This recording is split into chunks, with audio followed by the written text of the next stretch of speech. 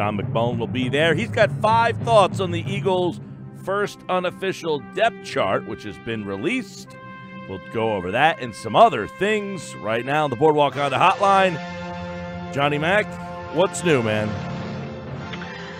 Hey, Mike, just gearing up for the big preseason opener. That's right. A lot of excitement. By the way, I wanted to get your take on this. We talked about this yesterday right after you were on with us. Billy Osborne's in the studio with us, so I asked him during the break. He's still thinking about this question. Well, are you going – they both went in the Hall of Fame this weekend. Are you going T.O. or are you going Moss? Now, the crazy thing is, Billy asked who played more longer. Owens had 219 games, and Moss played 218 games. So they played almost exactly the same, and their numbers are almost exactly the same. Yeah, I mean, for me, I got to cover Randy up close, and I've always said, personally, he's the best football player I've ever covered, just from a standpoint of dominating the game. And I always put it as in he kind of changed defenses in this league. And anytime you have a player that makes the other side react, to me, that puts you a step above. And I saw some defenses I never saw before until Randy got in this league, where linebackers are basically bracketing him over the top. And then you had a safety roll over as well. In the prime of his career in Minnesota, and obviously his biggest season in New England. So, hey, T.O.'s great. He's a Hall of Famer. I think Jerry Rice is the best receiver of all time. I think Randy's number 2. I don't think T.O.'s top 5. I think he's sort of 5. He's in that 5 to 10 range. Josh's head just went around on a swivel. Exploded. They made it seem like I was an alien because I was really trying to think about this question. I was really thinking about it the field, off the field. By the way, Randy Moss, Hall of Fame, 6-time Pro Bowl, 4-time All-Pro, and the AP Offensive Rookie of the Year. Owens, Hall of Fame, 6-time Pro Bowl, and a 5-time All-Pro. So he has one more All-Pro. They've both been to 6 Pro Bowls. They're both in the Hall of Fame. So we can't separate them by numbers. We can't separate them by accolades. Realistically, you just got to go on whose style you like more. You had Moss, who was a freak and could fly past you, and you had Owens, who was a physical specimen and could really beat you in a variety of ways. Yeah, and, I think there's other receivers nobody talks about. I think, one of the things people get caught up in is statistics, and the game has changed so drastically over the years. There were many great receivers in the 70s that obviously didn't put together the numbers that guys were able to do in this generation because the game was completely different. So I think you have to judge people in their eras. But when I see somebody where, as I said, it's like Steph Curry in basketball now. Steph Curry's changed the game of basketball. It's when you talk about players like that, to me, it puts them a step above, and that's the Lawrence Taylors of the world. That's the Randy Moss of the world. T.O.'s not in that category. All right. Well, where were you going, Bill? I never heard your answer. Well, as I said before, thought that I was leaning a little bit toward Randy, and then I thought that, he made a good point. Josh said that T.O. never took plays off during the game, whereas Randy would, take plays off. I was thinking about from the big picture as far as what he meant to his team, and I just thought Terrell Owens just had this effect on locker rooms and teammates that just drove people nuts because he was had this narcissistic personality. Well, how about that then, John? You said you covered Randy Moss when you were covering the Vikings. Was he a problem in the locker room? No, he wasn't. That's one of those narratives that I get frustrated over because covering Randy every day, and people don't know this. I think it was his 6th year he tore his hamstring. To that point, he had never missed a practice, never mind a game. So this mentality that he took plays off, he didn't work hard, he was just naturally gifted. he was a tremendously hard worker, but he did have some issues personality-wise, and that way he could be a problem, not necessarily with teammates, but for front offices and things like that. All right, John, let's take a look at what you're looking at the Eagles' first depth chart. And the first question you ask, now there's not a lot of major things going on with the depth chart. The first unofficial depth chart was released on Tuesday afternoon. And you write about Donnell Pumphrey, a guy who you thought has had a pretty good training camp, but could he be in trouble with where he's listed on that depth chart? Yeah, I mean, you can look at it two ways. Obviously, from just looking at it, he's got a hill to climb because if the Eagles keep 4 running backs, most people assume they will. There's a potential they could keep 5, but either way, he's on the outside looking in. So sometimes teams and coaches, obviously this is not put together with the coaches, but they put it in mind to try to push a player. Obviously, Donnell did not have a very good preseason last year. The issue was just a small guy. He wasn't strong enough. Deuce Staley told him, you got to get stronger. That's what you got to do in the offseason. To his credit, he's gained about 10 pounds. He's never going to be the biggest guy in the world, but he's got to show once those pads come on tomorrow, he's got to show he's got the physicality to play in this league. If it's the same as last year, he's going to get cut. But he has shown some improvement. You see him breaking a tackle or two in some of those live periods. So we'll see. This preseason is going to be very, very big for Donnell Pumphrey. This one's interesting. Derek Barnett is listed ahead of Michael Bennett on the depth chart. Will that hold true? Yeah, I don't see how. I really don't. Jim Schwartz it's been weird because obviously Brandon Graham is the starter at left defensive end, but he's not been able to practice coming off the ankle surgery. So Chris Long has been getting the first team snaps, and Michael Bennett has lined up as the second team left defensive end, which is kind of weird. And I asked Jim Schwartz last week, I said, is that because you just want to get some of the young guys on the right side more reps in practice? And that's the Derek Barnetts of the world, the Josh Sweats, who's a rookie. And he said, no, it's just he's new to this defense. He's new to this team, and they're starting him along slowly. But Jim said, I know he can play all over the line. He can play inside. He can play outside. He can play left. He can play right. Look, the hope is Derek Barnett is a star down the road, but to project him as being better than Michael Bennett at this stage, as I wrote, that's wishful thinking. Yeah, Michael Bennett will be interesting to see how they end up utilizing him here in Philadelphia. And obviously, Brandon Graham, when he's back, they got Long, they got Barnett, so they've got a lot of talent on that defensive front. They also have a lot of talent at wide receiver, John. We've talked a lot about it, but you think Greg Ward is an NFL player, but is he an NFL player on the Philadelphia Eagles?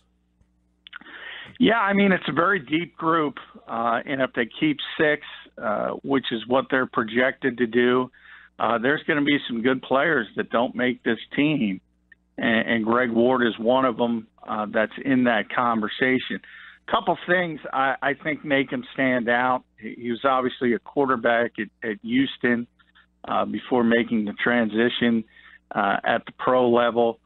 He's got a natural ability. He knew, because he's undersized, he knew dating back to college that he was going to be a wide receiver in the pros. So every day after practice, he was running the team as a starting quarterback. Every day he would stay, and the receivers would sort of switch roles with him and throw him footballs, and he'd run routes. So he's been preparing for this before he got to Philadelphia. He's very – you'd almost be surprised at his ability to run routes and how advanced he is, because he has been doing it. And then on the back end, he's got a quarterback's mentality. So he understands the entire route tree. And he understands it better than most young receivers. To me, he's the second best slot receiver on the team behind Nelson Aguilar. And if you think about Doug Peterson and you think about all the innovation and you think about the Philly special and the trick plays, how about having a former college quarterback in this offense and be able to do some of those things. I think the Eagles might be enamored with that. Speaking of the Philly special, apparently you can run the Philly special with Nick Foles through some sort of charity or something. Did you see this, John? I did not see that. He tweeted it. He tweeted it out. Nick Foles from his actual Twitter account.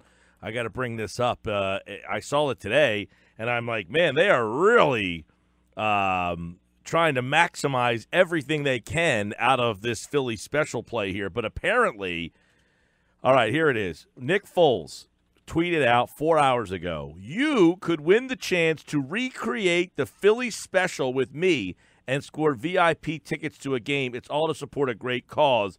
Run the Philly special with Foles." And there's a video of him, and I don't know what it exactly for, but he tweeted it out 4 hours ago. So they are really getting everything they can out of the Philly special. Yeah, I mean, this might be, and I think it is, I think it's the most football crazy town in America. And I've already seen videos of sort of announcing baby gender on the Philly special. The guy got it. They ran the Philly special in the middle of the street in Philly. They basically shut the street down. The entire, I guess it was all the groomsmen. They ran the play in the middle of the street, and when the guy spiked the football as Trey Burton, not as Trey Burton, as Foles. As Nick Foles. Burton threw the ball to Foles. Foles caught it. The guy who caught the ball spiked it, and the color was, I believe it was a girl, right? It was pink. Yeah, it was a girl, and there was a bad snap, so it almost got ruined right away. So I feel like it wasn't Jason Kelsey throwing the snapback, but and then at a wedding, I don't know. I know my wife would kill me if I wanted to do something like that. But again, this is Philadelphia, and they've been waiting for this for a long time. And I saw somebody do it at their wedding. So it's hey, these people are crazy, but crazy in a good way. Sure are, man. Hey, from camp, who are the biggest surprises? You have a couple that jump out at you?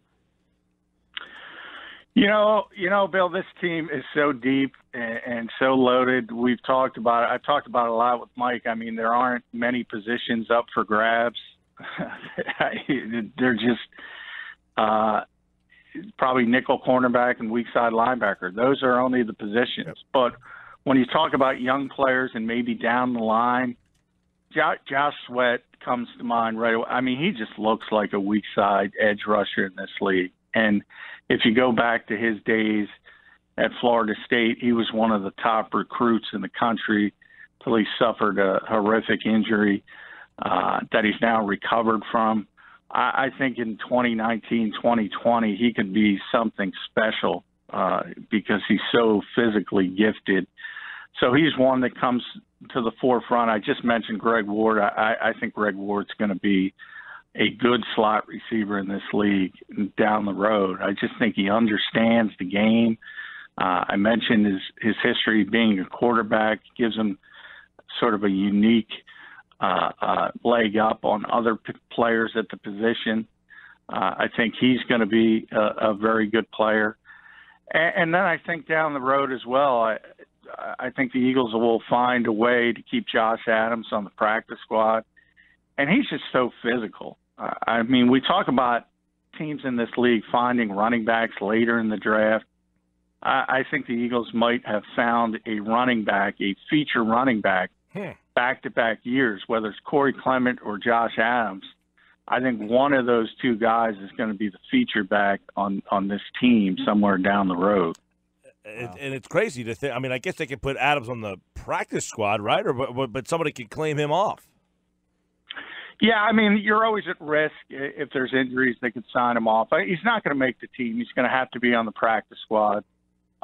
He was coming back from a stress fracture in his foot, so that will help in a weird way because I don't know if he's 100% yet. He's back at practice. He was pretty impressive last week.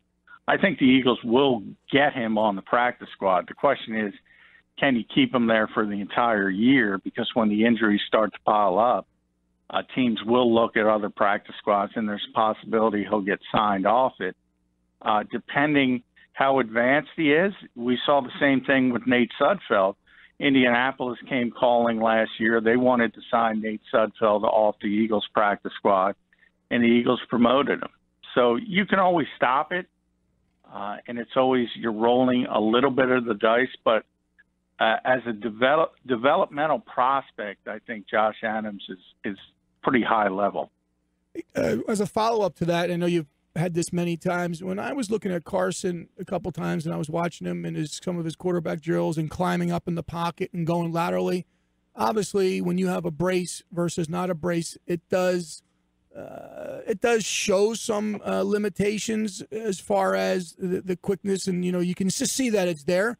However, how does that translate to his performance? Obviously, it would be still be there. Have you seen anything that said to you that he's having potential issues getting used to the brace, or do you think that that's going to be a non-issue? No, I think it's going to be a little bit of an issue because he is a quarterback that relies on his mobility. I think if he was a traditional pocket passer, you wouldn't be worried about it as much. But I think mobility is a big part of his game, and I think he is going to have to get used to it. But in a weird way, maybe it helps because one of the issues with Carson has been protecting himself. And since the day he's gotten here, the Eagles have preached that to him. From Doug Peterson to guys who aren't there, Frank Reich, John DeFilippo, to the new coaches, Mike Groh and Press Taylor. Everybody talks about protecting yourself and protecting. And Carson's mentality is go, go, go, and just let the chips fall where they may. And it didn't work out last season. He got injured. So maybe that brace is sort of a reminder to live to play another down, so to speak, and maybe he'll throw the football away. So it's too early to tell, but in practice, he certainly hasn't been bothered by it, and he's chomping at the bit to get in team drills, and now it's in the doctor's hands.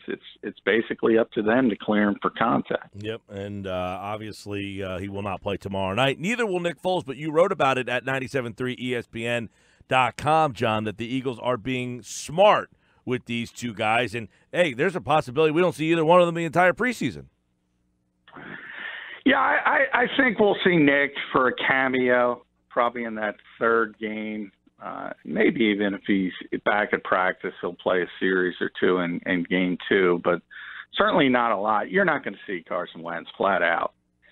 You're not going to see Carson Wentz in the preseason, and he said it back-to-back weeks. He feels he doesn't need it. I agree with him. I don't see any positive from it, whether you want to look at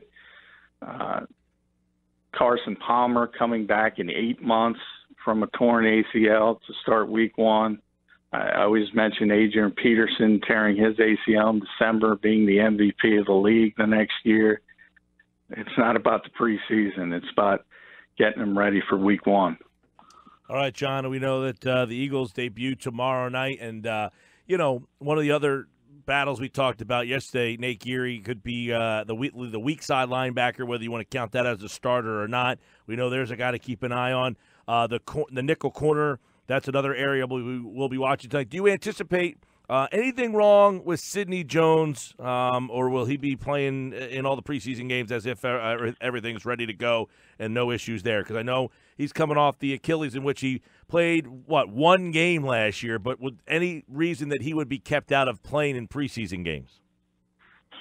No, he's healthy. He hasn't missed a practice. That was a concern coming into camp because he was held out in the spring, if you remember. Yep. I think he missed the last 5 practices, but he's been there every single day, basically exchanging in and out, rotating bodies. It's been him one day, Devontae Ballsby the next. It's continued that way through the entire process of camp to this point, but he's in the lead. He's the starter, and I think it's going to be interesting because we talked about it a lot. Sidney's going to be a key part of that defense. It's just a matter of where he plays. I've talked about it. I don't understand why the Eagles would want him inside. And ultimately, I think you might see Jalen Mills in there at some point. I think you might see Malcolm Jenkins playing a lot of nickel. Now that Corey Graham is back, and Jim Schwartz will have confidence in that third safety. So we'll see how it shakes out. But either way, they want Sidney Jones on the field for that 65 or 70% of the defensive snaps. All right, John, real quick, couple we were debating yesterday. Jimmy Kempski wrote the piece. ESPN had a piece on one Hall of Famer from every team. Jason Peters, he would be into the Hall of Fame. You would agree with that? I would, yes. He's and Fletcher's certainly on his way, but Jason's already there. Okay. I mean, he's probably in the Hall of Fame if he doesn't play again. Where do you stand on the Sproles conversation? You know, it's interesting because generally they don't put return people in the Hall of Fame. So that becomes more of an issue. With same thing with punters for years. They finally put Ray Guy in, and kickers, it was Jan Stenerud, and nobody for years until Morton Anderson. So it has more to do with the fact that the voters really don't consider special teams player. There's a lot of people say that you should put coverage people in there. Somebody like Steve Tasker, who was so good for so long. And things are changing, I think, as the voters change and some of the old school guys switch out. I think people look at special teams and realize it's a pretty important part of the game. But as it stands right now, I don't think Darren would be in the Hall of Fame, but I think he's one of the best punt returners of all time. It's not because he doesn't deserve it. They just don't look at that position as worthy for the Hall of Fame. And then you got the other guy would be Malcolm Jenkins. Any shot for him? No, Malcolm's a very, very good player. And when Dawk got in, I would argue he's probably the second best safety in the history of this team already. But when you look at the safeties that are in the Hall of Fame, I mean, you got to be top echelon. Very few have made it. And Malcolm, as I said, very good player, but not Hall of Fame level. All right. There were some of the names we threw around yesterday. Lane Johnson, Fletcher Cox, Zach Ertz. If he has a couple more years like he's having right now, I mean, a couple of 800 yards, if he has about 4 or 5 more of those, he would be under. There's only 8 tight ends in the Hall, and all of them have multiple 1,000-yard seasons. But that 800-yard season is kind of where a lot of them typically live around. Yeah, I mean, a guy like Zach, and I put Lane in that category as well, they're very good players, and they're still young enough to where they can put together 5 or 6 or 7 more at a really high level, and then we're having a completely different conversation. But they got a long way to go to reach that level. But they certainly, talent-wise, have the potential to be at the top of their positions for years. And if they continue on that trajectory, yeah, then they would be in the conversation. And in a couple more years from now, we'll talk about Wentz. John McMullen at JF McMullen on Twitter. You know whose stuff is in the Hall of Fame is Nick Foles. All right, back with plenty more. And, of course, Johnny Mac will be live tomorrow from Lincoln Financial Field when the Eagles host the Pittsburgh Steelers. Thanks, John. Hey, thank you, guys.